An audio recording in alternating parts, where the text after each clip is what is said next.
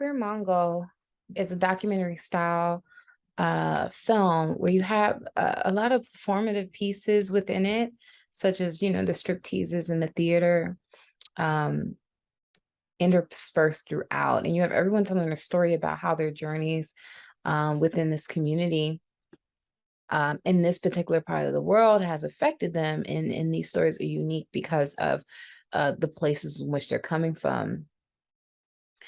But it does bring up the point that stuck with me of the world looking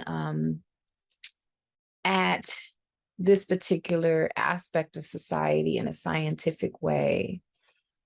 And that's just not how these people present themselves. And I just thought that moment was such a beautiful juxtaposition to what is being presented visually, which is these theatrics and this creative aspect of people within this group and this part of the world.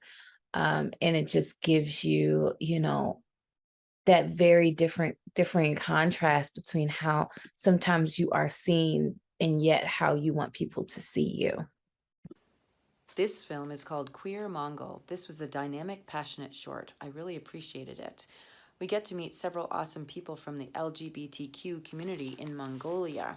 I just love the interviews. People were so open about their stories and true to themselves. I liked the camera work, notably showing the joyful, liberated faces at the Pride Parade. The sitar music was gorgeous and energetic, perfect for the film. Lots of great footage of the geographical area. It was moving to hear that the Mongolian people have had to really rely on one another and see each other as part of a big family. Very inspiring film. Excellent job. Queer Mongol does a really good job of exploring this community that people don't really think about, like LGBT communities in other countries, especially in Asia. And I think it does a really good job of exploring that and showing all these different people and their lives and their activism. And I think it's done very well. Hey, I'm commenting on the short film Queer Mongol. I really love what you did with this piece. I think that in I guess displaying these really specific stories and experiences, it's what they say about how you find the universal in the particular. Despite the fact that each of these stories was so specific to the person telling it, I think it really came across as just a story of of humanity and of striving for equality, and striving for basic human rights.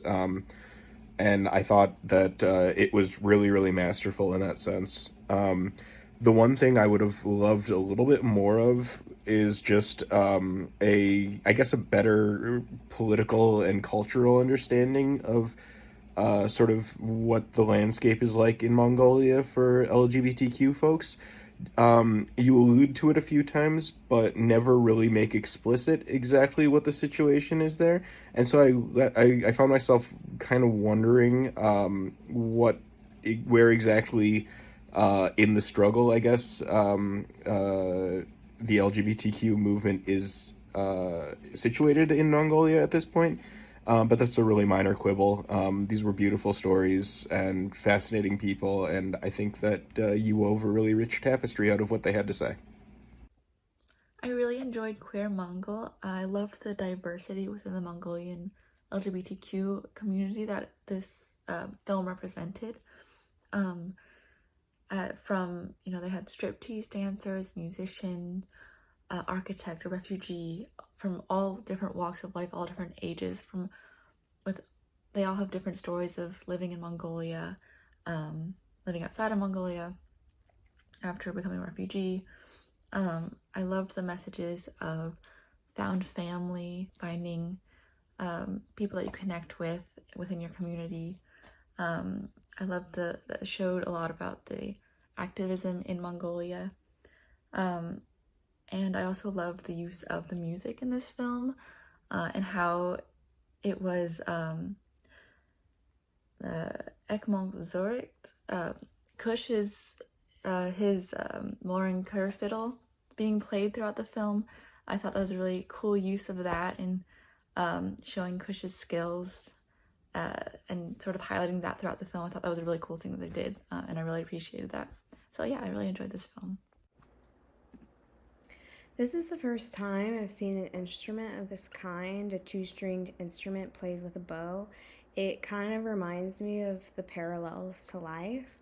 We get the sense of this day-to-day in the LGBTQIA community in Mongolia.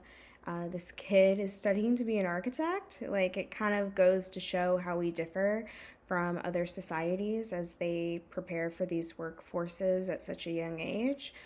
We see different timelines of the LGBTQ experience, the revelation of these individuals' journeys, trying to articulate who they are and be proud as someone who still experiences encounters with learning opportunities. This is a perfect short to kind of encapsulate the stories of others outside of our culture and dive into the perspectives of these characters' lives.